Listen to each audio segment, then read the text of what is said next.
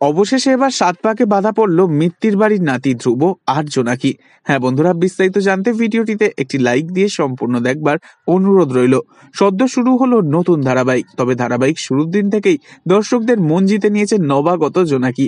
একেবারে পরিবারের সকলকে নিয়ে দেখার মতন হাসি, মজা, মিষ্টি ও খুনসুটির গল্প মিত্তির বাড়ি। তবে সামান্যটুকু তেতো রয়েছে, অর্থাৎ বাড়ির বড় ছেলে অজয় মিত্র রিটায়ার্ড জাজ, অর্থলোভী বাট বড্ড বদমেজাজি। তবে অন্যদিকে আবার জোনাকিকে ভীষণই পছন্দ করতে শুরু করেছে ভীষণ নরম মনের মাটির মানুষ ঠাম্মি।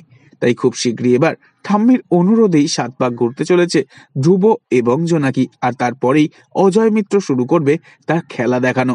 জোনাকির কাছে এ যেন এক নতুন চ্যালেঞ্জ, কিভাবে সকলের মন জয় করবে সে। তবে শুরুর দিন থেকেই জোনাকি এবং ধ্রুবর খুনসুটি বেজায় মনে ধরেছে দর্শকদের। তো বন্ধুরা, ধারাবাহিক মিঠাইকে তো আপনাদের সকলেরই নিশ্চয়ই মনে রয়েছে। মিঠাইয়ের সাথে মিল রেখেই কিন্তু এই ধারাবাহিকেও রাখা হয়েছে স্পেশাল কিছু মনোরঞ্জনের এপিসোড।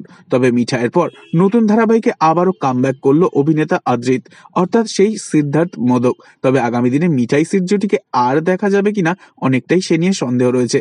তো বন্ধুরা, সিদ্ধার্থের পাশে আপনারা কাকে দেখতে চেয়েছিলেন, মিঠাইকেই নাকি জোনাকিকেই ভালো লাগছে? অবশ্যই কমেন্টে জানাবেন। আর নেক্সট আপডেটের জন্য চ্যানেলটি সাবস্ক্রাইব করে রাখবেন। ধন্যবাদ।